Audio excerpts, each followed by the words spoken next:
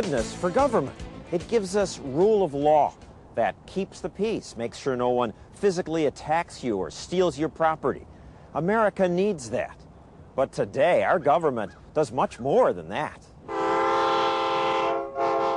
Government today runs trains, subways, schools, parks, public housing, welfare, Medicare, Social Security, a war on drugs. It provides water, sewer systems, snow removal, trash collection, ambulances. It subsidizes students, farmers, Indians, researchers, volunteers, small businessmen, rich businessmen, and performance artists. I'm sorry, America! It inspects fruit, pickles, mattresses, toys, cars, garage doors, and barbecue grills. It polices the world, suppresses vice, and puts opera on TV. It's very nice to have classical music on PBS. I like it, I listen to it, I watch it. But, says Chapman University philosophy professor Tibor Machan, it's wrong to make Americans pay for programs they may not want. This is the politicians substituting their judgment for our judgment. Exactly what gives them that right? We elected them to do that. It's democracy.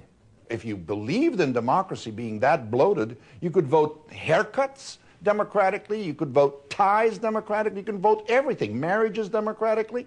The founders tended to believe that government should be restricted, it should be limited to the function of securing our rights.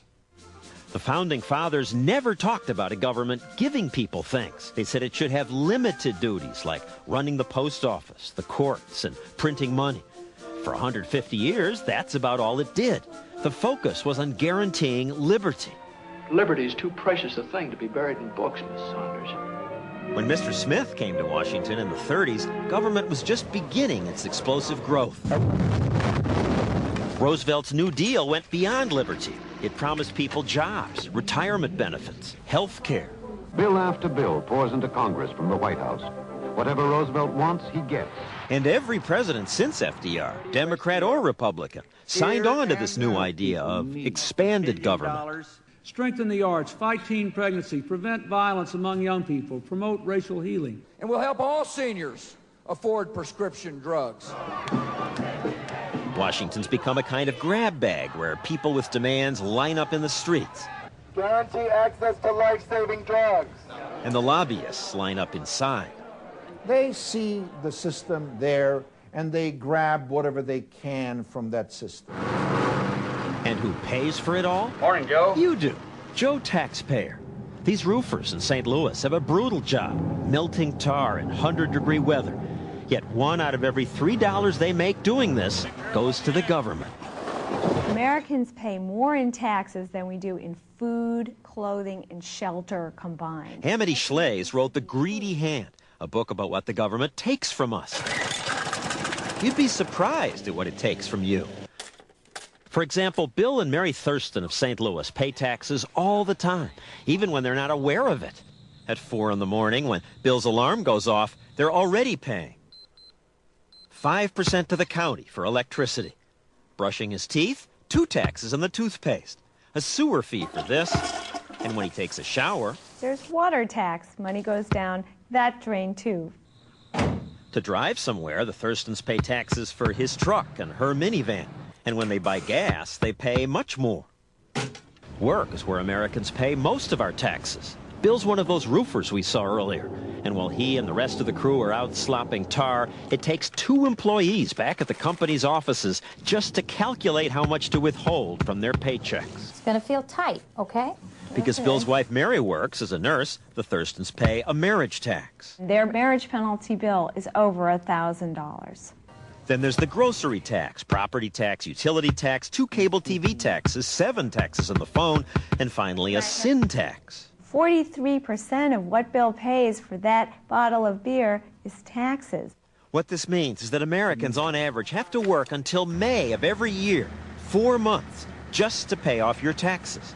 For 4 months you sweat, not for yourself, but to pay for all those benevolent government programs. Government is never charitable, never generous, never benevolent, because what is involved in government giving is government taking. Since government takes so much of your money, you'd think they'd be careful to keep track of it. But in fact, billions slip through the cracks. Maybe it's because the accounting process is so boring that few of us watch carefully. At these hearings, it's hard to stay awake. These unique features justify moving the funding for these programs out from under the discretionary caps to the mandatory side. What reporter wants to attend these dull hearings when we can focus on the really important news? Did you have sexual relations with the president? We focus on this while the government loses track of your tax money. Mr. Lynn, can I ask you about this money? We're doing a hearing. Could I? At this hearing, they're about to discuss a little problem at the Pentagon. Somehow, billions of your tax dollars are unaccounted for. They may have it. They just don't know where it is. David Walker heads the GAO, the part of the government that's supposed to keep track of taxpayers' money. How can you not find billions of dollars? If you saw how many systems that the Department of Defense had with the lines of code, you would know the answer to that question. It is mind-boggling. Walker says the Pentagon has spent billions on things they can't find. If they have it, but they don't know that they have it, they may buy it again. The Pentagon has acknowledged discrepancies in accounting for more than $2 trillion. What if a private company kept its books that way? I asked that at a convention of accountants. Pentagon says for a decade it's been trying but failing to produce a credible financial statement. What would happen to your clients if they did that? You wouldn't last very long in the business. The SEC would shut them down as a public organization. The company could go bankrupt, the investors would be all over them. No private company could get away with this. But we're not a private company. There you have it. Government doesn't have to follow the same rules you have to follow. It just keeps spending and misplacing money, and you pay for it.